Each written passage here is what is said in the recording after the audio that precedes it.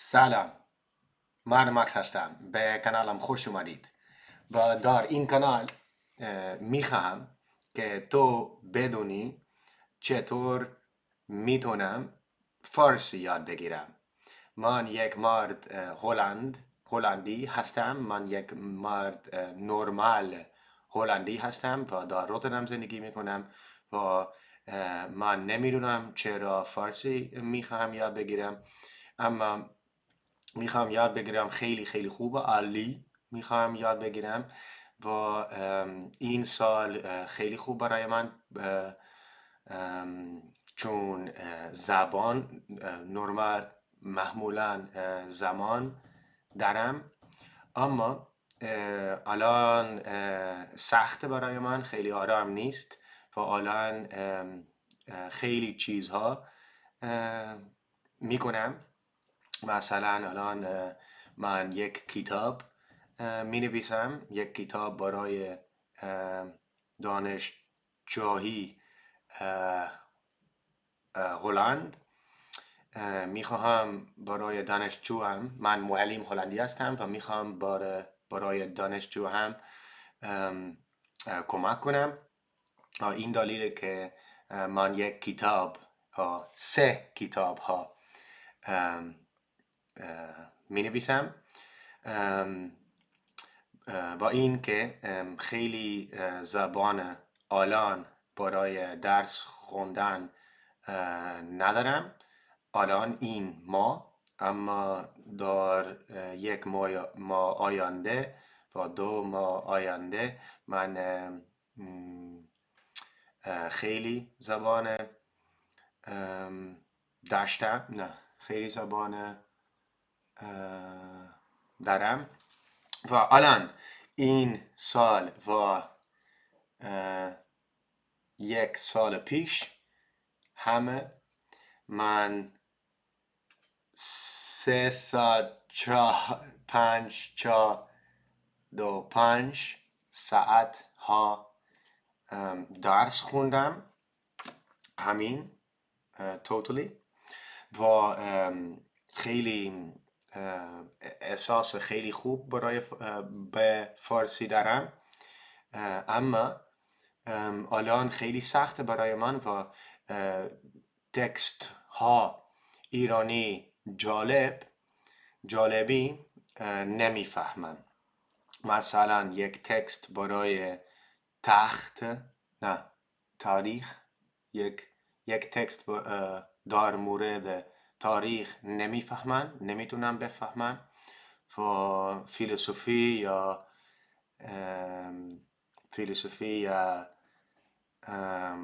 یا یک چیز دیگه یا یک چیز جالبی دیگه نمیفهمم.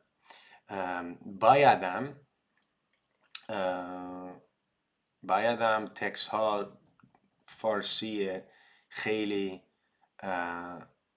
آرام بنویسم، اما نمیخوام میخوام چیزها جالبی کنم، نه؟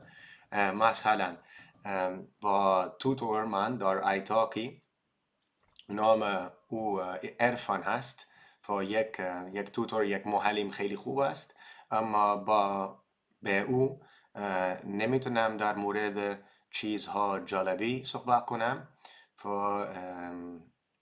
فقط در مورد چیزها خیلی نرمال صحبت کردیم و مثلا در مورد هوا و مثلا در مورد غذای ایرانی، غذای هلندی، غذای ایتالیایی اکسترا. اما این واژگان اول خیلی جالب برای من بودند، اما الان خیلی جالب نیستند و با این دلیل که الان یک زبان سخت هست برای من و من میتونم فارسی صحبت کنم، اما نمیتونم یک واژگان خیلی جالب دارم.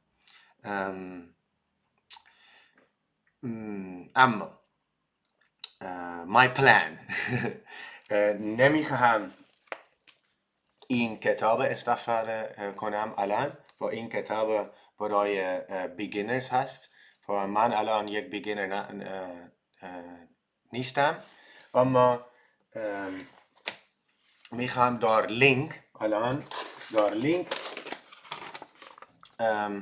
میخوام در لینک امتحان کنن تکست جالبی، تکست سختی بخونم و برای من مشکلی نیست که نمیفهمم. مشکلی الان یک مشکل با همین دارم، اما در آینده میخواهم عالی بنویسم یا بخونم و با این که الان خیلی خیلی مهم هست که هر روز یک کم بنویسم. و مثلا این آخر هفته درس نخوندم و احساس خیلی بد دارم برای همین و الان میخواهم در این کانال در یوتیوب خیلی صحبت کنم، تمرین کنم و میخواهم به تو بگم که این سفری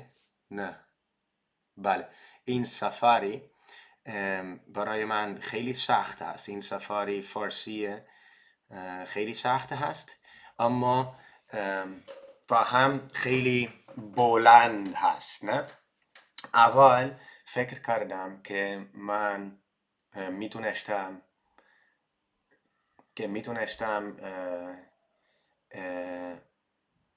در 2 یا 3 سال فارسی یاد بگیرم، اما فکر میکنم الان فکر میکنم که من 4 سال لازم دارم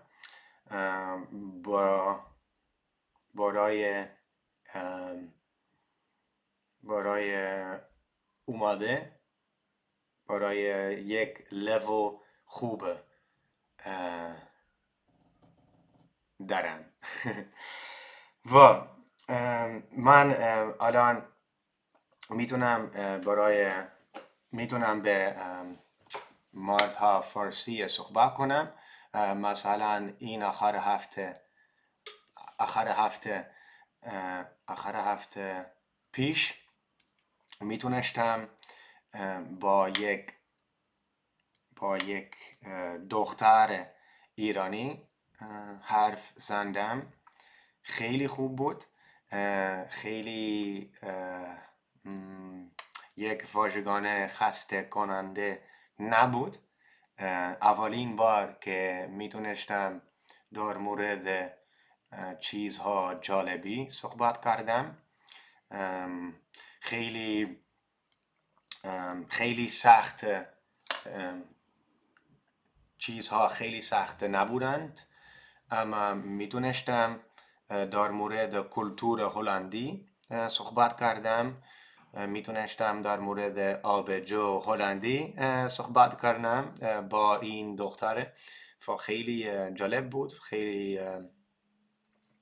خیلی خوب بود. بله، این همه.